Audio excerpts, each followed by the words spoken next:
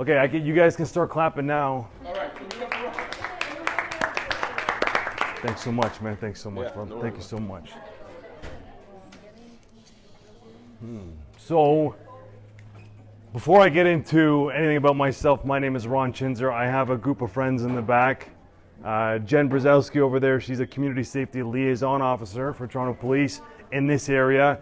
And then we have 3 students that have been helping us with something I'll get into in a few minutes. We got Emma, Joanne, and Hannah. They're from the University of Guelph Humber. They've either graduated and, did I get that right? Guelph Humber, yeah, because, okay, anyways. They've graduated, they went through the criminal justice program, and they got a degree in something. You got a degree and a diploma in your streams, right? And what's the degree in? Justice Studies, and the diploma is in police foundations. And what they've been helping us out with over the last 2 years is the gang prevention strategy in the city of Toronto. And what that is about 2 years ago, or 2.5 years ago, I should say, one of the high ups in Toronto Police, the big guys you see on TV with the white shirts and all that other good stuff, they came down to the gun and gang office, which is where I worked up at the time, and said, listen, man, we've been arresting gang members in the city for the last almost 15 years very heavily, and every year that we arrest them, they grow in size, the gang numbers grow, the crime that they do grows, and the violence grows. So we're doing our part in terms of getting these bad guys off of the streets, taking these guns, drugs, and money, taking away from them, holding them accountable for what they do, but we're missing a gap here, and the gap is what can we do to potentially get gang members out of gangs? And that's kind of where we started 2.5 years ago. But before I get into that, I need to be able to phrase this in a way that I know is going to keep your attention. And how I'm going to keep your attention is I want to get a little bit of insight into you guys. So all I'm going to ask, I know that there's 2 schools here that are mixed into one in particular for this program. And based on what I know, you guys are pretty sharp, right? What is the name of the program that you guys are participating in? What is it, sorry? What does that mean to you?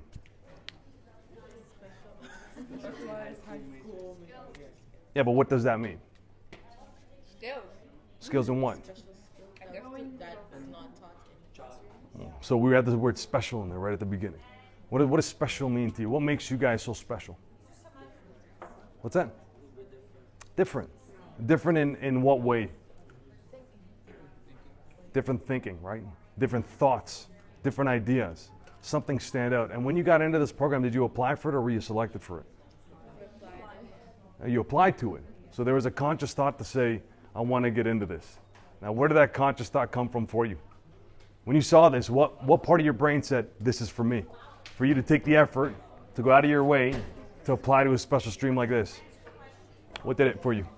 Oh, no, just being No, I want to know for you. What did it for you? Oh, what made me want to do Yeah, this? yeah. I don't know, it's just like graduating with an extra, certification is always good. Yeah, so she said graduating with extra certifications is always good. And what else? What about for you? Interested. What made you interested in this?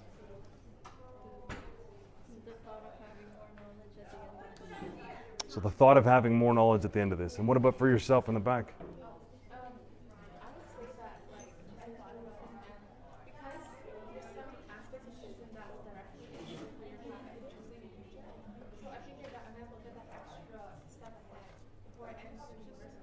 Yeah. Yeah, you know what? She said a fantastic thing, and I'm going to get back to that. But greater stepping stone for a greater path that you choose, which is totally in line with what you said. And there's one of the words that you said that stands out the most, and it's future. You guys are all future planners. You're thinking already for the end game, or you already have a clear vision of where you want to be. And if I were to ask you where you want to be, let's do this. And I need you to speak loud enough that not only I hear, but everybody else hears, especially yourself, as to what your name is, what school you're from, and what your vision is for yourself. Where do you see yourself? So let's start with you. So let me ask you, for you guys and girls in particular, out of your group of friends, greater group, you guys are all pretty focused on what you want. You kind of know. When I asked you jobs, even though some of you answered in a particular field, you kind of knew where you wanted to go. Now, if you were to ask some of your friends, do you think that they have a particular path, or are they more inclined to think like you, or are they less inclined to think like you? Right, the less inclined. Right? And I'm asking you because I don't know. I have a feeling I know, but I don't know for certain, and that's the point. The point is, what brings you guys here is you have a very clear vision and what you want out of life, and you're taking the necessary steps to get what you think you need done. But now let's get the gang members, right? And let's take a look at all that stuff. And for myself, I have a vast experience with gang members, as does my partners over there and some of the people that helped us. And we've had a lot of dealings with gang members throughout my policing career as well as in my personal life, but all that stuff doesn't matter. Really, my background doesn't matter in this particular case, and I'll tell you why. It's not what I know, it's what I'm going to provide you and how you're going to combine that knowledge with your intellect to come up with solutions behind this. And that's what the interest of this conversation is. It's not so much saying this is what the problem is. I could have presented you with statistics, but does that matter, really, at this point? It doesn't matter. Does anybody here think gangs are good? Put your hands up if you think gangs are good. So what is the point of me showing you statistics to emphasize that they're bad? There's no point to that. The point is we have to look at particularly how gang members become gang members. And when this first got tasked to us as police officers and we got asked, guys, we need to find gang members and get them out of gangs, we have to first be able to identify, well, what is a gang member, right? And there's objective and subjective opinions onto that. So subjective is based off of primarily personal experience, right? So I can say, listen, my experience in this particular field, the gang members I may have dealt with all might have looked the same. They all might have done the same crimes. They all might have acted the same. But is that a true definition of what a gang member is universally? Well, there's many different types of gangs, right? So to say my sole experience is the only experience and that should be the one that we should now focus on going forward to say the people that I've experienced as gang members, that's the only one, that's not fair. It's not right. It's not accurate. It's not truthful. But we have to go with an objective lens to say, what are the commonalities between people who become gang members? And we looked at it and we found some academic publications, which is where you really want to rely your expertise and your importance of looking at what are the truthful answers here. Not the answers that I believe might be right, not the answers that I believe might be true to my experience, but what is the actual truth here based on an academic objective lens? And what we found was in 2007, Public Safety Canada, which is a federal Department of Justice, published a documentation called Youth Gang Risk Factors. And they looked at gang members all over the world and they said, hey, listen, man, we found these commonalities and they're all social commonalities. They're all social problems. I have the cards up there. Do you guys mind just bringing the cards up, the risk factor cards? And there's 36 risk factors that a youth goes through from the age of 0 all the way up to 18. And you're going to get some cards and they're broken down into 5 categories. And the more of these boxes you could check off, the more likely the person is to become a gang member. And I want you to take a second and read it. And there's one of the front factors that says major risk factors. And what those are is almost 2-for-1s. So if you check off one of those boxes, you're very, very likely to enhance your chances to join a gang. And take a quick read over that, and as you're reading over it, I want you to see if there's anything there that surprises you. Is there anything there that you would have seen and said to yourself, based on your experiences, whether they're limited or great or really involved, that you could say, oh, this doesn't make sense? And when we pass this out to police officers, when we pass this out to community service workers, to lawyers, to probation officers, corrections officers, community members, nobody has yet said, I don't see this being a risk factor for a person becoming a gang member. And if you look at all those little check boxes, just based off of that, if I took out on that card gang risk factor and I just gave you those risk factors, if I just said this is somebody's life story from the 0 to 18, and by the time they got to 18, out of those 36, we've checked off about 24 of them. Just looking at that alone, what do you think the likelihood of success is for that person in life? Is it high or low? It's low. So now we had an objective way of saying, you know what? Now we know how to find people that might be potentially on the path to gang involvement. And when we deal with people who are gang members, with them we can work to find out what the risk factors are. Not only can we work to find the risk factors, but then from there, now we have an accurate diagnosis for those who want to become a doctor to be able to find what the symptoms are that are causing this type of lifestyle, being gang membership. And in there, you're going to see these different categories, right? You see family, peer group, individual, school, and community. And each of those comes up at a different point in somebody's life. So we're going to go right now, 0 to 6, the age of 0 to 6. The categories are on the top.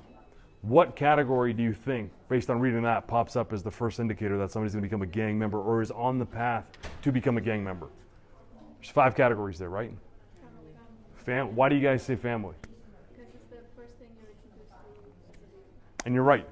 So between the age of 0 and 6, the first thing that's going to show itself are the family risk factors. And how they show themselves, you look at it, there's only 5 there. Now I want you to imagine this. Imagine a kid that's 3 years old. Does anybody have siblings that are that age or has family members that are 3 years old?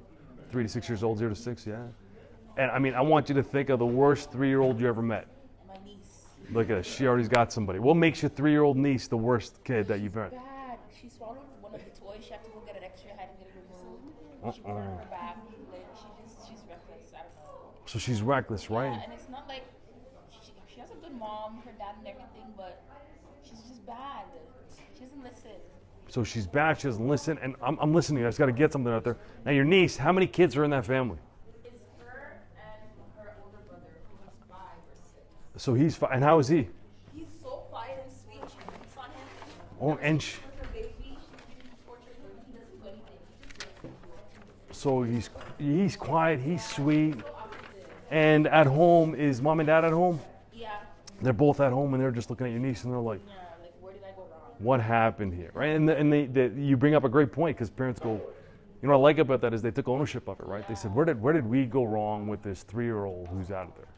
And if you look at the risk factors on there for family for 3-year-old, it might not be 100% applicable to her, but is there any there that you can say, yeah, okay, this is kind of a box that I would check off for my 3-year-old niece?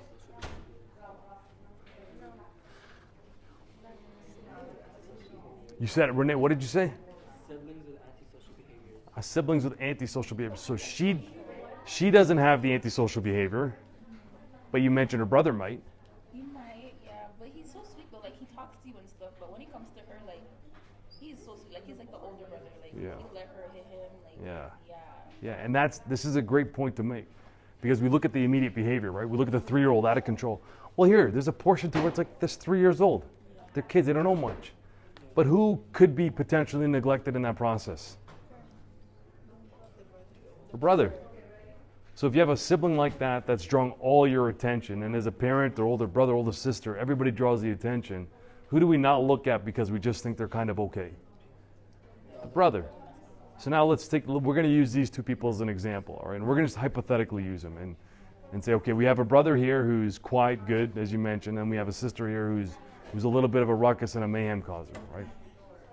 Now after family, or I should say in that particular one, the biggest indicator and how you can start to tell really this person might be on the path of some criminality, especially gang involvement, is conduct problems. And that's so open-ended, but conduct problems is exactly that. It's just problems kind of fitting into the world. What do you think comes after that? So out of those other categories, so we already got family, that's already done. Say community. Community, and why do you say community? Because not only you grow up in a family, you grow up with the people around you, around your neighborhood. Yeah, very valid. That's how you shape your individuality. Very, very valid. Very valid point. I love the thought process, but is there any other thoughts on that? School, peer, why do you say peer groups? And now we're talking from the age of, let's go from 6 to 9. Okay, so 0 to 6 and then 6 to 9. Let's get, and I should have clarified that. So school, and why do you guys say school? You start school. Be exposed to your family at that age. Like you're just in school at home. Yeah. So now let's take a look at your niece, your nephew. Now the sis, you're going to say something? Family, right? Family was the first one we mentioned, 0 to 6, right? The second one is, you think also family as well? And that's I really love how you're thinking. And remind me about this at the very end of it, or because it's totally in the line at the tail end of it. But the next immediate one is school. Right now you have your 3-year-old and your 5-year-old niece and nephew. Now they get into school, and now they're in kindergarten or grade 1. And because you're high school age, I don't know if you guys have had this or not, but I can tell you in my life, I have went to school when I was in kindergarten and junior kindergarten with kids that failed kindergarten. Does anybody know anybody who's failed kindergarten? Is that normal by any means, even the educators? Is that a normal thing for a kid to fail kindergarten? No. It's absolutely abnormal, but does it happen? I'm sure, maybe perhaps. Right. I know a few people that have failed kindergarten, believe it or not. And how these start to show, now the risk factor for them is, okay, 0 to 6, we see conduct problems. Now we 6 to 9, they're in school, and they're going from kindergarten to grade 5 or grade 4, whatever the age category that is, and they're starting to show themselves, and the most obvious one is school failure. All right, so now they have conduct problems, and now they have school failure. And I want you to think of it in the lens of your niece and nephew. Again, you know your niece comes in. You know what's weird? Mm-hmm. Whenever me and my mom have her, like on the weekends and stuff, she's an angel. Mm-hmm. And then she goes home and she just acts out. She's smart. She's intelligent. That's the word I should use. She's intelligent. She's intelligent to her surroundings, right? Well, let's talk about her brother now. Nice, quiet kid, you know, listens to the rules, gets to school, right? And now you have, maybe he's going to go to school with his sister at the same time. They end up going together. She's an angel. Yeah, she's with me and my mom. She's an angel at school. And the brother, and this is not to say either or is going to be on the pathway, but these are things we pay attention to. Now the brother goes in, and generally speaking, you know, he might not got enough attention at home. So then he gets to school, and is your nephew, just based on what we know, hypothetical. There's no right answers here, there's no wrong answers. There's more of a discussion. Now your nephew gets into now school, and he's kind of used to not getting enough attention. He kind of knows, listen, if I got to just kind of be cool and just stay quiet because she gets all the attention, then people kind of leave me alone. Now he gets into school, and he's going to develop a group of friends. Well, those friends going to be more like him or less like him? A little bit less, or more like him, I'll say. Right? Generally, opposites don't attract at that level with the most parts. I mean, we all have the one or two crazy friends, and if you don't have them, you're the crazy friend. But we generally have friends that are very much like-minded, right? And at that age category, it's almost so simple and so basic that it's just like, oh, you like to be quiet, I like to be quiet too. Oh, you like to be loud, it kind of reminds me of my sister potentially, and I'm not into that. Like, I'm not into that. Kindergarten, when he went in, the kids are making noise. He told the teacher, can you tell the kids to be quiet? I don't even know him. And that's exactly, right? So now you have this kid who's not quiet, but then you have your niece who might get there and might excel. We don't even know, she's not there yet. But then now we start to see school failure, and when you start to see school failure at that age, it's kind of like one of those things where it should be a flag to say, what's going on here? And after that, now we're looking at the age of 9 to 15. All right, let's look at 9 to 15. And out of those risk factor categories, what do you think pops into there? 9 to 15, which is how old is everybody here roughly? 18, okay, so you guys are adults. He's 17, he's so proud to be the youngest in here. And there's a show off, but that's okay. Anyways, so you guys are older. Now I want you to think back when you were 9 to 15. Do you have friends today that you made between 9 to 15? Good friends, great friends, right? Your best friends. So what category do you think falls into there? Peer group. And so now your nephew, your niece, they get into school. Your niece has a big personality. Your nephew has a quiet personality. They develop friends that are similar to them. And now they get to the age of 15. And when they get to the age of 15, the ones that really start to show themselves, when we already look at conduct problems at home, we look at school failure. Well, as we reach this middle portion, the peer group portion, they start to show themselves in child delinquency. And that sounds like a weird thing, right? Delinquency, what is it? But that's the term that we're using.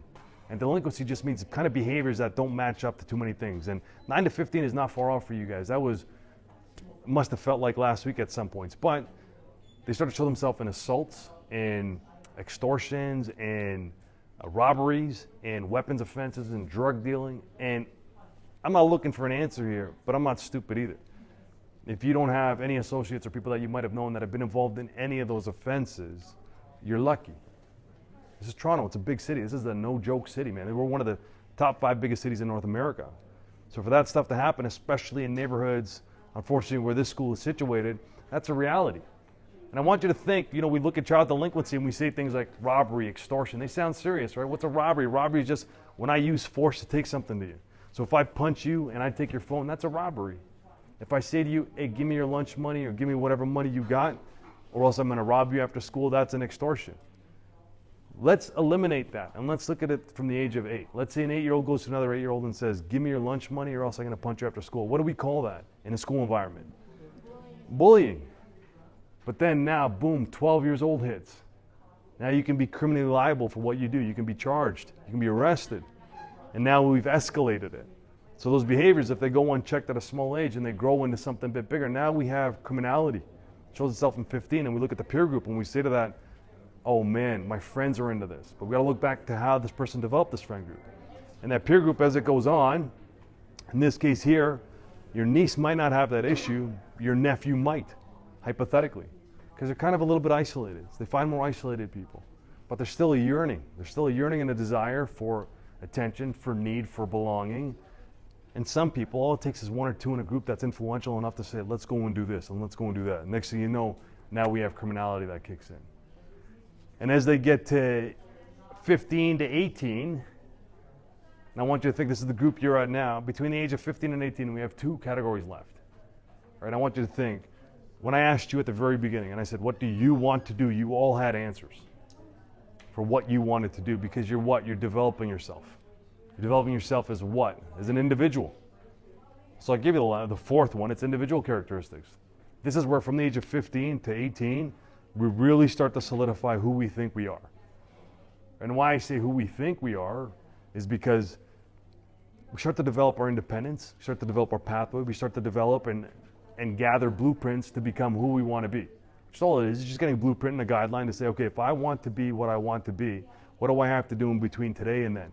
And now you're stuck with a timeline. This is becoming a reality for you. Is this your last year of high school? It's crunch time. You guys have what, another month? And then this is it. This is it. Then you're out to a university or college where nobody cares if you showed up to the class. It's up to you if you want to show up. And think about it this way, for every class you don't show up to, that's $100 out of your pocket. You're paying not to be there. You're paying to get dumber. You're paying to get, more stupid in the process of it. And then you show up and then you fail. Now for these people, when they develop their individual characteristics, I want you to imagine a lifestyle. You grow up, you have conduct problems. You get to school, you have school failure. You develop a peer group that's similar to you. You already don't have the best habits. Then you become 15. Now you get involved in the criminal justice system. If I were to have that kid or that person here today, and I were to ask them that same question at the beginning, and I said, where do you see yourself in 10 years? What do you expect that answer, or what do you think that answer would look like to you guys? Just think about it. And if you can't think, I want you to think of somebody that you know that might be this person that I'm describing, and what would they tell you if you said, where do you see, not even in 10 years, 5 years from now, where do you see yourself? Sorry? Uncertain. They don't know.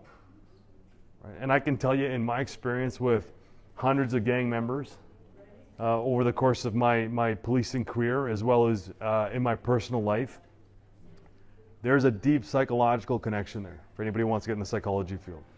A hardened gang member, I'm not talking the fakers, I'm not talking the posers that show up. I'm talking the hardened gang members, which are about 10% of the general gang population. And I'll tell you where that number comes from.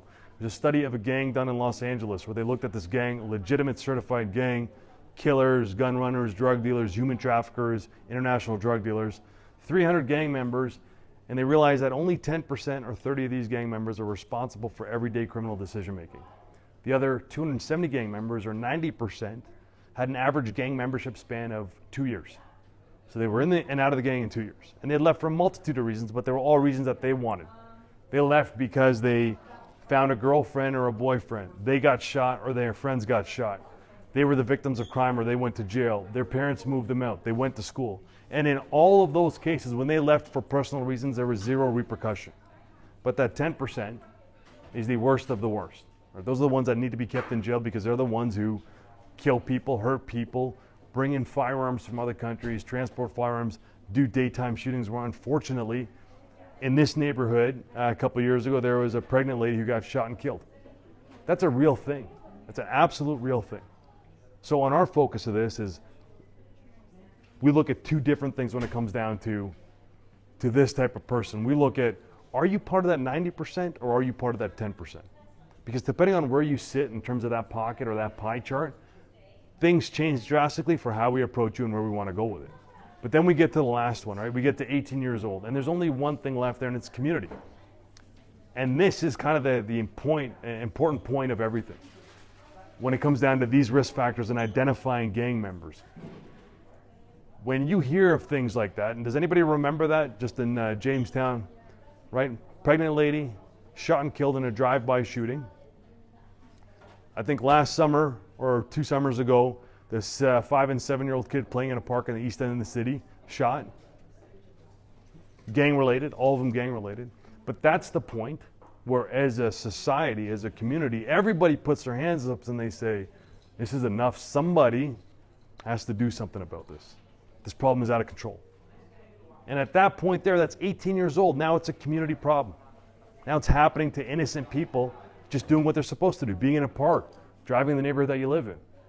and everybody throws up their arms and somebody has to do something about this, right? And where does that information go to, and who bears that responsibility on the front end? Police, right? And fairly, and that's a fair place to go to say, this is a crime issue now we got to deal with this. But I'll ask you this. At that point, we have 36 risk factors. 36 to deal with. Anybody here good at math? Good at exponents? So we're going to work on a simple scale here, okay? 5 risk factors. Peer group, community, family, individual, and school. 5 risk factors. How many different combinations can we make out of those 5? 5 to the power of 5. Just 5. Right. I'll give you the answer. So imagine you have 5 colors. Let's break this down. You have 5 different colors. And I say to you, I want you to make as many different combinations of these 5 colors. You can have 1 color, you can have up to 5, but I want to make as many different combinations.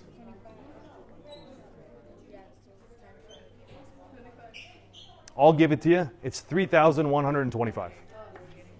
So we look at one problem, right? Here's the problem. Here's the problem for you. Here's the problem analysis. The problem is gang violence. Not gangs. Gang violence is the problem. A group of people who are like-minded, who don't participate in criminal activity. It's not a gang. It's a group of people. A group of people that become criminally involved and start to impact the community in a violent way. That's gang violence. That's our problem. So single problem, it looks like it, right? Single problem. So the obvious thing is single problem, single solution. Is it a single problem? What do you have in front of you? 36 problems, broken down to 5 categories. And those 36 problems could be broken down again, but we're going to work with a tangible number. Now let's take a look at the number 36. 36 to the power of 36. How many different combinations of those could we potentially deal with? That number is astronomical. I'll just give it to you. It's 150 unvigatillion, which means it's 150 and 66 zeros behind it.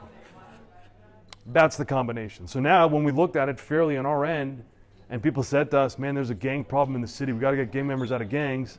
And they said, we need a program. You don't need one program. I need potentially 150 with 66 zeros afterwards, programs to deal with the potential effects of 36 different risk factors. That's 36. Now, I ask you this, your niece, your nephew, right now, if we were to go in there based on those risk factors that we know are academically proven, and we said we want to start to curb and correct this behavior and maximize their chance of success, how many risk factors should we primarily be dealing with?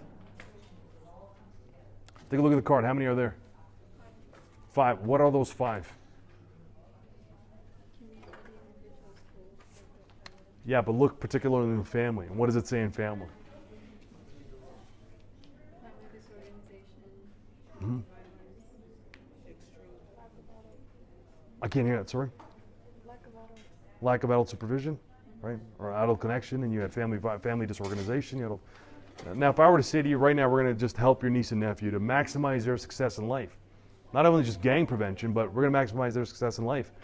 And I would ask you, an ideal age where we can realistically drop in resources to help them out, would it be easier to deal with them at the age of 0 to 6 or 18 and up, when now we've maximized the impact? 0 to 6, it becomes not easy, but not impossible either. It's not defeating on its face. And you mentioned the second one, you said family sticks throughout. And the point of this is not to say that in each individual age category, one thing just remains. They carry over. They stay for life. And then at this stage here, we're dealing with gang members in their 30s, rarely, because they don't make it to 30, the legitimate gang members. And at that point there, they're so psychologically in shambles that it becomes a very difficult process and task, or a very difficult process and task to start to rearrange the firing and wiring of how they operate, what gets it for them. And I'll give you an example, a little bit of an extreme example, but it's a very true example, and it kind of takes us into where we're going in the future with it. There was, when we first started this in Toronto, our big thing was, again, okay, how do we identify gang members outside of our experience? I can't just go into any neighborhood and say, yeah, this black kid over there, he's a gang member because he's from that neighborhood. It's not fair, it's not true. I had to find an objective way, we found it. Now we got it, okay, we got a way of looking at these people. Then we had to figure out, well, where are we going to go? What neighborhoods are we going to focus on? We kind of know what gang crime is, right? Shootings, homicides, human trafficking, underage prostitution, major drug importing, firearm importing, all that other good stuff. We got all that labeled out. That's easy to do, but that's not to say everybody who participates in it is a gang member. But we said we got to focus on some neighborhoods. So the city of Toronto was broken up into 140 neighborhoods. Are you guys aware of that? So there's a strategy called Toronto Strong Neighborhood Strategy. It's led by the city of Toronto. It's kicking off in the year 2020, and they broke up the city into 140 neighborhoods. And when they broke it up based off something called an equitable score. That equitable score looked at what is the average median income in the house? What is their economic status in this place? What is the single parent households? What input does that community have in the development of their community? And the lower that they scored, they called those places neighborhood improvement areas or priority neighborhood areas. They have 31 of them in the city. So we did a comparison. So let's compare these 31 low equitable neighborhoods to where our gangs reside. And guess what? It's the same. So now we had a fantastic way of identifying people likely to become gang members. We had a fantastic way of being able to identify neighborhoods that we were supposed to be in to bolster up resources to help prevent this, to help your niece and nephew at a small age grow into something more successful in life. And we wanted to push in that direction. But here's the other thing, and this is the complicated part of this whole machine. Are police the only people impacted by gangs? No. Right. And let's talk about that word impact, because that is an absolutely important word. What does impact mean to you? What does it mean? Sorry? Influence is impact. What else? Affected? All right, what about actual force? There's an impact. If I do this, there's an impact between my fists, right? So we looked at the impact levels and we said, all right, well, great. Now we kind of know how to find people. We know what neighborhood we need to be in. We kind of know what things we should be looking out for. We kind of know, okay, are we dealing with 10% or are we dealing with 90% in terms of what strategies should we be using? But then we had to find a kind of a gold model standard for how do we incorporate everybody. So we found what are called stakeholders.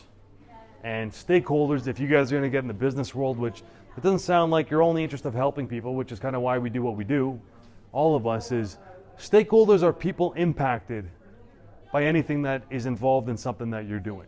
In this particular case, let's just brainstorm here and say, who do you think is affected by gang members?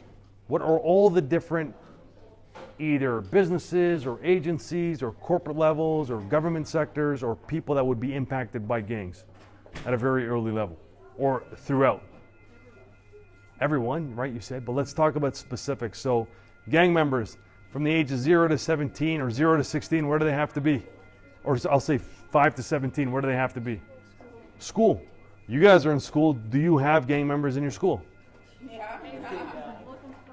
Are you guys impacted by those gang members? You say you're not, but they're in the school. Do you have friends that have been victims of gang members? Are you impacted by that? Does that change your mood? Does that change your perception? Does that change potentially where you go after school? Do you avoid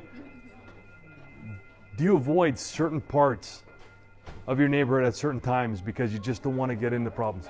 I can avoid everywhere at certain times. Nowhere safe. You're impacted, right? So we know schools are impacted. Communities are impacted where you live. So what neighborhoods do you guys live in? And girls? Let's say I would go to a place like Niagara, right, on the wine side. So they got this whole Niagara on the Lake is what they call it. All right, beautiful, beautiful area, beautiful homes. It's on the lake. It's a nice, prestigious area. And if I were to talk to kids that are your age category and I said, where do you live? What do you think they would tell me? They'd tell me their address. And just by saying that, everybody knows. Everybody knows. You don't even give me an address, but everybody knows, I know where you're at. I know where to find you if I need to find you. Those are big areas. We're impacted, or communities are impacted, because unfortunately, I mean, you guys don't seem like bad people to me, but the neighborhoods you referenced, if you were to go out there and you were to say to I want to open up a and they say, where? Because I want to open up a Starbucks.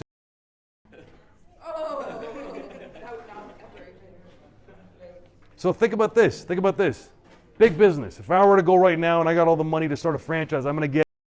And I said, you know what?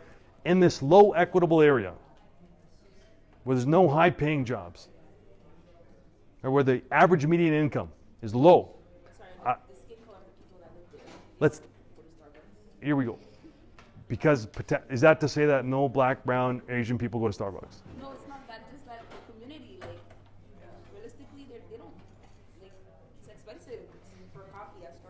Yeah, exactly. So I go, so I have my $1 million franchise fee, and I said, guys, I got the money in cash. I want to open up. All right, now I'm going to run this business. I'm going to open up there, and I'm going to do this because I want to create an economy here. I want to start employing people from the neighborhood to come in. It's a good paying job. They got great benefits. I want to start to revitalize this community. I want to pop it in. You said it yourself. You said people don't go to Starbucks. It's expensive. So how long is that business going to stay intact for? Not for too long. Somebody's going to try to rob it. Now there's an element of criminality, right? And when we talk about business, economic development, is it itself that created that? Or this stigma associated to what caused that? Is it fair to say it was the reputation of gang violence?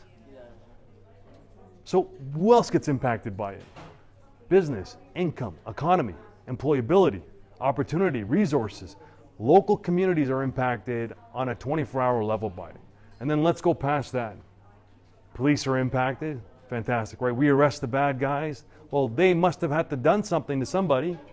There's a victim that's impacted. Now that victim, let's say they were shot and they go to the hospital's impacted. Let's say your family member is sick, you got to go to a waiting room, and all of a sudden they go, guys, you've been here for 4 hours, I'm sorry, we got a gunshot victim, we got to work on this right now. And then they go and they work on it. Now hospitals are impacted. You're impacted again in the emergency room.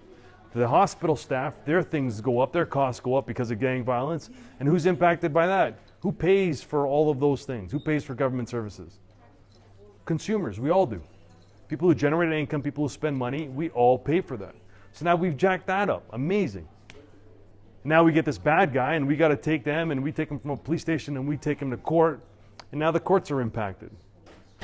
Right? Not only that, from courts, then they move them from courts, they get assigned a lawyer, so our legal system gets clogged up with duty counts. And I want you to think about this. People that you know that you may believe are potential gang members that you have in this school or that are your friends, they get arrested for a robbery. Are they going out and getting a high-powered Bay Street lawyer? They're getting duty counsel, which is free legal aid. All right, so that gets clogged up. And now they end up going to jail. And in jail, what happens to gang members, for you who don't know, jail is a different place. Jails are where gangs are solidified. Right? Corrections are where they're solidified. Because what happens is if you or let's split this room up in half. You're gang A, you're gang B. There's an ongoing rivalry that stemmed from something absolutely ridiculous and small. Ongoing rivalry. And you go to jail. And now I'm the jail guard. I'm the corrections officer, and I have to deal with this. They segregate. Right? We push them off, and we say, okay, this gang, you're over there, you're over there. We don't want any problems between the two of you. And they do it because it makes a safe working environment. It also lessens the likelihood of other victims being done. But now you're on your own over here, right? And this conversation, what brings people together very tight? A common enemy, common cause, a common goal. So now we sit here and we gossip and we just fill each other's head, man. Screw those guys. If we see them, they're done. And we all buy to this. We all buy to this. And naturally, leadership emerges. Naturally, somebody's going to take this. And leadership changes depending on the situation. Right? So now leadership builds up, and these guys, they're doing the same thing. And they come over, and this guy says, man, it's done. We're going to shut them down. Yeah, they got more than us, but we are crazier. And here's the part of it. And does anybody here have a job? Yeah? And where you work, is there a human resource department? There is, right? So what a human resource department is, for some of you who may not know because you haven't experienced employment on that level, is, let's say you get to work and your boss treats you bad and they say something bad to you. And I'm not talking like you suck at your job. I'm talking they say, you know what? I don't like the fact that you're coming in here, so can you not mention that to somebody? You know, can you not mention the fact that, if you wear a hijab or a niqab, can you not wear that here? You can't do that. Well, you make a complaint to your human rights, your human resources department, and all the human resources, all they're supposed to do is take care of all these things. Then they'll say, wait a minute, man, the guy who said that to you, he's a dummy. Now we're going to put him through some educational training to let him be aware of all the different cultures and all that stuff. Now gangs, now you guys are two rival gangs. You have a problem internally. All of a sudden, what's your name? Sorry, I forget. So Gloria? Let's say Gloria is the gang leader on this side. She's the leader. And as this is happening, Gloria is the gang leader, and all of a sudden, your name again was? Renee. He's got this table here, and your crew here. You've got their ear, and you said, you know what? Gloria is too soft for this. All right? She's too soft for us. And you say, We got a problem. That problem was over there, but we got another problem right here in-house. Is Renee going to say, I'm going to call human resources and I'm going to deal with this problem right now? Sorry? She said it. She said, you're going to take matters into your own hands. Now, I want you to think of this. Let's say Gloria became the leader. You guys all grew up together, but she became the leader. And in majority of the cases, some of it is intellect, some of it is knowledge. But in majority of the cases, it's Gloria has the most capability of violence. And not only that, she's proved it time and time again. So everybody kind of just says, Gloria is a shooter. I've seen that. She's a shooter. She's got it on lockdown. But Renee, this guy's an up-and-comer. He says, I'm the future of this gang. And those guys, we've got to deal with them on my terms. But now Renee's got to take over Gloria's position. Is that going to be a civil conversation? At a board meeting among your gang, your annual general meeting, where you sit down and you say, guys, can we go over the minutes from last week? And I would like to correct something for this week. I'd like to make a proposition. I need a second nomination here, but I'd like to nominate Renee for the new leader of this organization going forward. And everybody votes and said, well, majority says she's in, so sorry, Gloria. He's going to have to prove to everybody else that he's capable of equal, if not more, violence than Gloria to take over that role. Because there's no HR system. Right, so now gangs are impacted, they're solidified in jail. And not only that, let's say he does that. Let's say he goes and he stabs Gloria in jail. It's not good, Renee. You shouldn't have done that in the first place. Now I'm the corrections officer and I said, Renee, I'm sorry, man, you got to come with me. You're going to get charged again. We can't keep you in this jail. We're going to send you to a jail up north. Right, and then now he goes to the jail up north, and as he gets in there, the reputation's already preceded him, right? Everybody's connected. They said, yo, Renee, he's the new big dog of this Group A gang. And Renee gets in there and he meets all these other gang members, right? And now he's by himself. You got to form an alliance pretty quick. And he's not part of the segregated population. Now he's into the mix and he's got to find a place to fit in. So he goes and he finds other people and he goes, listen, I run this side of the show. This is what we do. And what gangs do, and the only reason gangs are created are for three things: control territory, collect debt, distribute drugs. Those are your big three. So he goes back and he says, listen, I got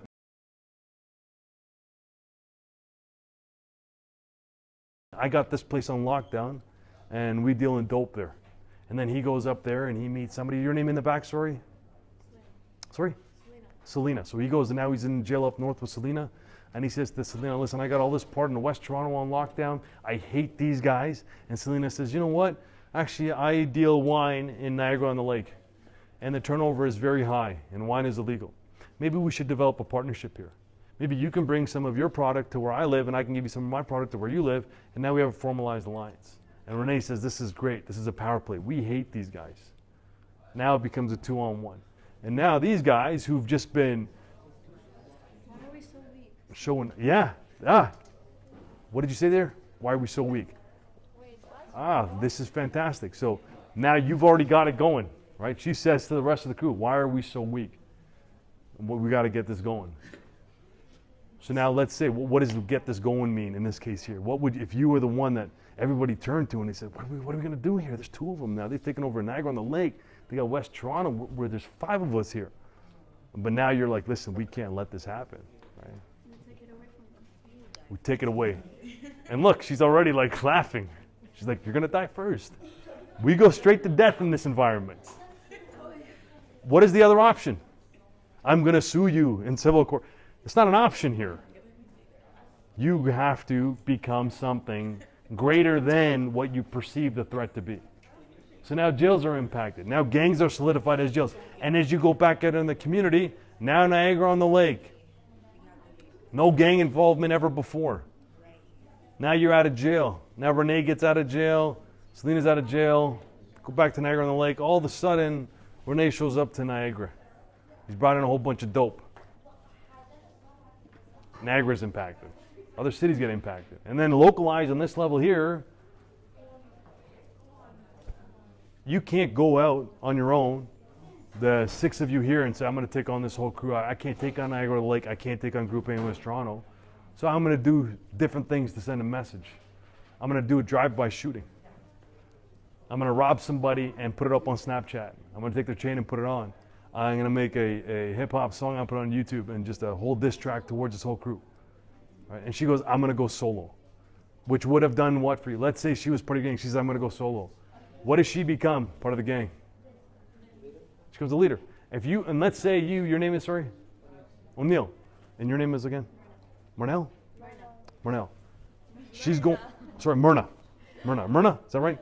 O'Neill starts talking to her. He's like, Myrna's gone crazy. She's shooting up everybody.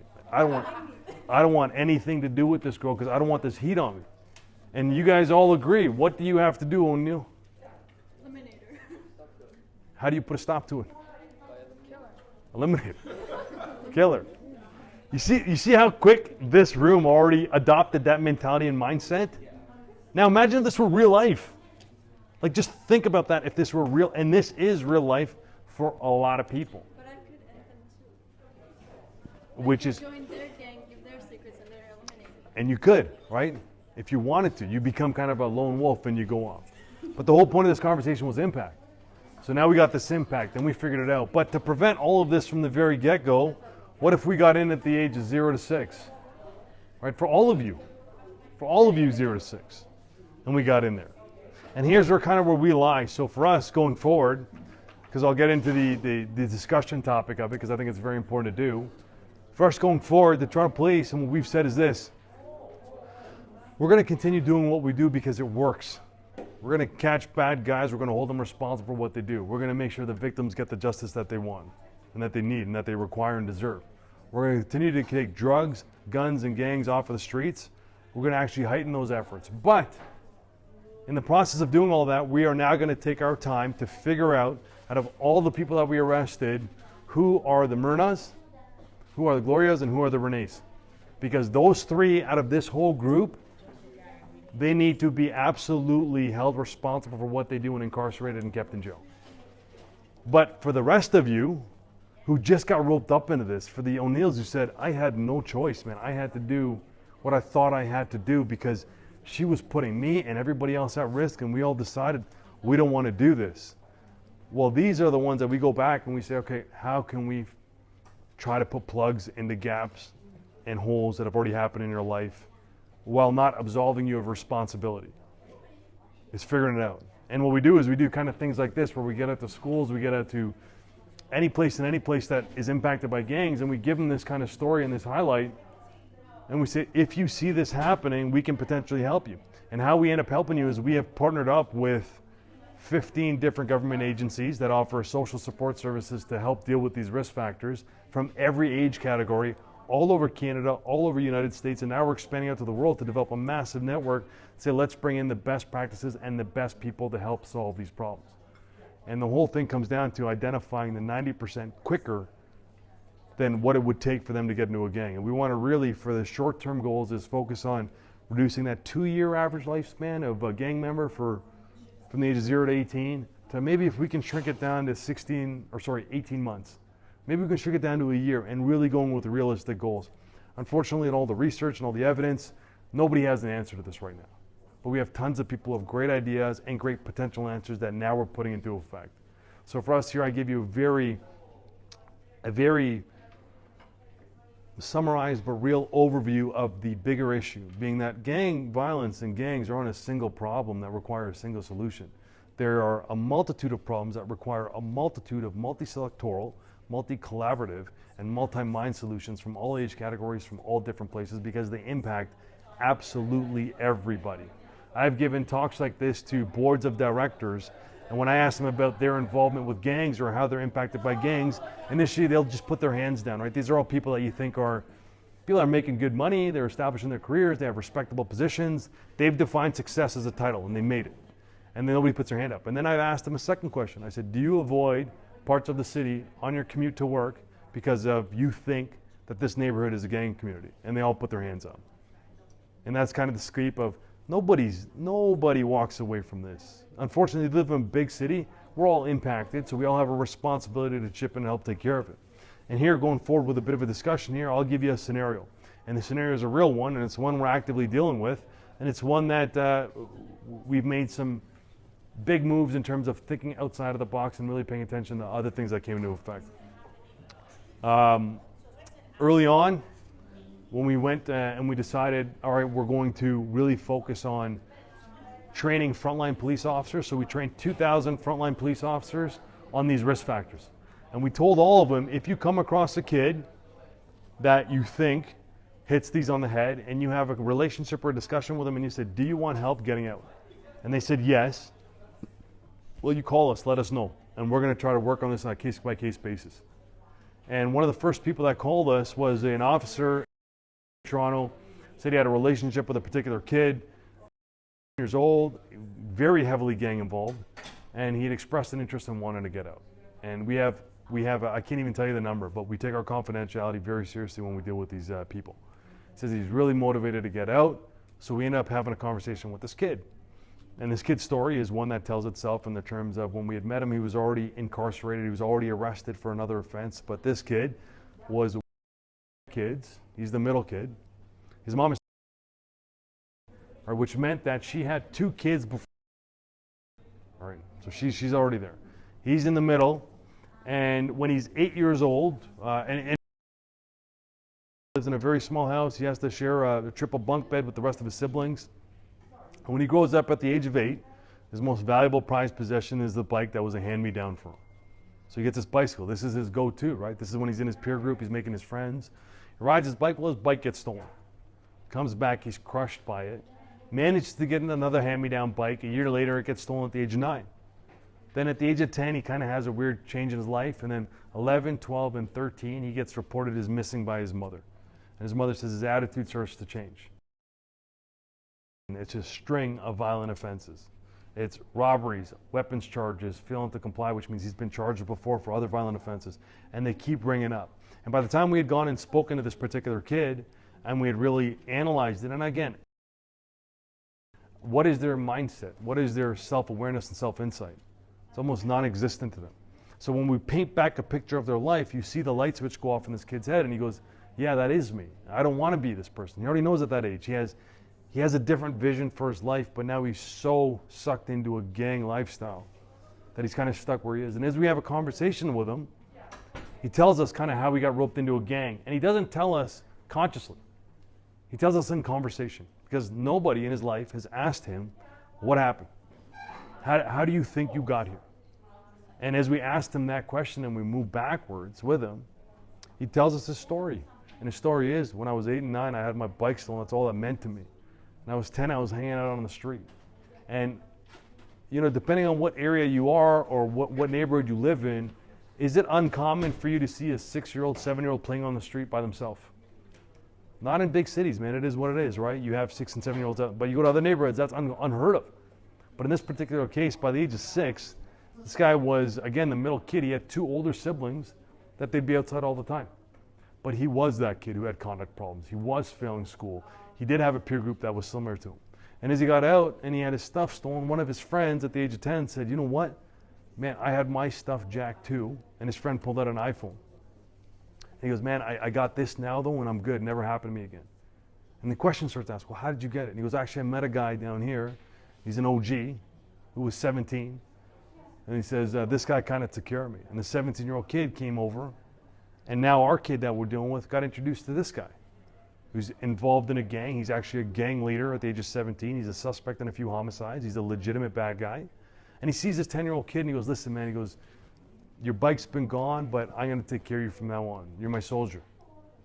He soldiers him in, right? That's a term that they use sometimes. He soldiers him in, takes his 10-year-old kid, and then he says, listen, I'm going to give you, I'm going to get you hooked up, but there's kind of, you got to do stuff for me. Kid says, well, what do I got to do? And he goes, I want you just to take this backpack from point A to point B. Right? So this kid gets a new bike. He gets a phone. He starts taking this backpack from point A to point B. And as he's doing this, he's not home. So his mom gets worried and says, where is he? Calls the police and says, my son is missing. Continues to do this. The mom gets frustrated. Now this guy goes missing more because he's running more errands for this other gangster. And his mom says, I don't know what's happening. And now all of a sudden, he gets caught doing a robbery. Right? He gets told, man, you're going to have to do some robberies. You got to get a little dirty, man, to fit in. So he goes and he starts doing these robberies, and he's inexperienced. He's 13, 14 years old, and he gets caught because they're not thinking. They think, 3 13-year-olds can rob an adult guy. It doesn't work that way. He gets caught, he gets arrested, he gets charged, he gets bought out. Now he's got a little bit of credibility within. And now every time he's not with his mom or he's not talking to one of us or anybody else who's trying to help him out, he goes back to that environment. He goes back to that environment. And I want you to think of it this way. What is something that you do every single day religiously? Something. Oh, phones. Phones. All right? We use phones. Perfect example. If I were to say to you, I'm going to be realistic. I'm going to say, listen, from 6 a.m. to 1 p.m., not even all day, you can't use your phone at all. It can't even be with you. How hard would that be for you?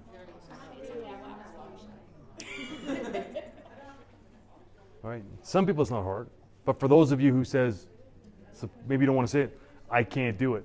Now imagine that. I just asked you to take your phone away. Now imagine a gang member or a kid at that age that now this is his support group, this is his peer group, this is where he's developed, and I say, I want you to take that away. I want you to take out the only thing that you feel connected to away. What is the likelihood of that? Nothing. So when we look at it, I want you to think of this case in particular. All right, and what are the steps, now kind of knowing the risk factors on a very basic level, that you would potentially take with this kid who still continues to this day to get arrested. And every time he gets arrested, he's motivated to get out, but then when he's gone, he becomes his old self. And there's thousands of kids like him in the city, unfortunately. So now we're in the process of solutions, coming up with answers. You want to really start thinking inside and outside of the box. What would you guys recommend, and where would we go from there? He needs to move, right? And let's talk that through. So he needs to move. So why do you say he needs to move? Because you said every day he wakes up, he's involved with that environment. Mm-hmm. So if he wakes up in a different neighborhood, it will be like more harder for him to get to where he is. Okay, so for those you didn't know, she says, listen. Sorry? How's he going to move? Right, so we have a potential solution. Get him up, move him, get him away from that environment. Right? Or he can bring the environment elsewhere. Right? So again, guys, this is a brainstorming, which means there's no bad idea. That's an absolute true talk. That's an absolute valid point. But we got to think past. Think in layers, and I want you to really layer this. Yeah, so he's experienced in it, and we move him. We physically move him up. When we take him, we say from this neighborhood to that neighborhood. And you said, how are we going to do that? So who's going to pay for this? His mom. So if I go to the mom and I say, listen, I want you to get out of this one-bedroom apartment. We're going to move you all because your one middle kid is getting gang involved. And what neighborhood do I move?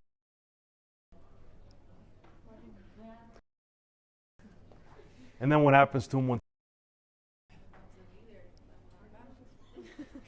So so you said he becomes a leader, right? So he's gonna. Did we really? Not really. But the problem is, this gang that we're talking about doesn't just happen there. He comes here, he can join another community. Fantastic. So we can physically move him, but then what? He can join another gang. So I feel like the problem, I don't think like you can move it, yeah, but I feel like the problem is within yourself. Yeah, but at the same time, change. Yeah, he wants to change. But at the same time, once you're in for life. The only way you're out of the game is if you're dead. So that's the idea, right? And you were saying something? But like I was saying, I feel like even though you may move or whatever, but that doesn't mean it's going to make a difference. Very much. So. Willing to do something. Mm-hmm. Mm-hmm. If you're not willing, then you'll be the same person again. Whether you change or not. So to summarize what she just said, he is who he is, and what would that potentially motivate him to want to change in that much of respect to emotionally, right? Because like a physical change won't help, won't accomplish anything. If emotionally you're stuck into that life. And then you mentioned something very very important. You said the only way for him to get out of this is how? By being dead, right? But see, that's a perception, right? That's a thought that we plant in our head that we think is true, but it's not true. Yeah, but you see how you said that in order for him to get the phones he wanted to be given, he had to pay a price. Mm-hmm. So for him leaving that game would be a greater price. Depending, right? So your thought track is very accurate in terms of him being recruited in. It's a psychological warfare. This is a psychological control and warfare. Because now his family's in danger too. Mm. You leave, we got your family. Yeah, so now, and you guys bring up a great point, a family, right? So his family can help him. But here, I want you to think about this. A family member, a mom or dad who has a gang member as a kid. Do you think they really got all the answers? Do they need help too? 100% they need help. And this particular kid, we actually ended up taking that step and going to talk to his mom to say, do you need help? And she was like, yes, I do need help. I don't even know where to begin. Right, so we have that layer. So let's move beyond moving, right? And you said that's not going to help, right? You're like, how's that going to happen? So let's say, okay, let's say yes. Just one of the things that what's the point of education? It's like, look, we're here learning, right? But not everyone's experienced learning about this. So if we educate people from the start, before they even get into it, say your parents aren't around, like your parents aren't there. If you educate them that there's life beyond the game, then if you keep putting it in their head from a young age, like say 0 to 6, if you put it in their head, like even if you live in a high risk neighborhood, you're seeing it around you, if you understand the ramifications and implications of what you're doing, you're less inclined to actually get into it. And that is an absolute truth and tail end. That is exactly where you invest your time in education, right? And it is getting into very early stages to clarify and demystify thoughts and ideas that we potentially may have when it comes down to being gang involved, and that I'm stuck, the only way I can get in is if I do this. No, you can just leave. You can figure out a way to get out strategically to get yourself out of there, and you can develop it in communication skills, life skills, filling in those gaps, but the education is exactly what we're doing. So in Toronto, I'll explain to you a little bit further beyond these risk factors. We've divvied up our gang prevention strategy to 4 pillars. Right, and these 4 pillars hold up a table, and that table is the end, the goal. And the pillars are, number 1, education. Exactly what you mentioned, doing what we're doing. Getting into high schools, getting into elementary schools, particularly middle schools, getting in there and talking to kids from the age of grade 6 to grade 8 to really lay out and demystify what they think happens when they get into a gang, and also demystify what a gang will potentially do for them. To start planting those seeds for them to grow. And for you here, you guys seem to value knowledge and education a little bit differently, right? And generally speaking, I can speak for myself and some of my friends, I only really began to value knowledge when I realized it made my life substantially better. Then it made sense to me. Because I figured it out. I said, all right, the more I invest internally into what skill sets I can offer myself, into what insights I can have, into my own self-awareness, life began to change. 100% it's state of mind. 100%. But that's for everything and everybody. But state of mind comes to people at different times in their life. You can't force the state of mind. You have to provoke thought. You have to provoke insight. And it's like, how do we have those conversations to provoke these deeper thoughts? But then more importantly, it takes people like yourself to drive this insight out to a peer group and to say, listen, have we thought about it this way? Anyways, guys, let me finish up on this, because this is kind of in line with a bigger strategy going forward, and this is even for you guys to think. Gang members are very fascinating to observe and to research and to look into, and I'll tell you why. Because they tell a picture of one of the biggest failures in life. And so as long as you stay focused on your goal, you can be real with yourself and put the effort in required, you're going to get it. And to this, there's no failure in not knowing the answer, but at least we're having the discussion. So thank you. I am on social media as Toronto Cop, just on Instagram and Twitter. If you do want to find more clips and all that stuff, it's on there. If not, don't worry about it. And I hope we at least gave you some insight into something a little bit bigger. So thank you so much for having me, guys. Thank you. Thank you.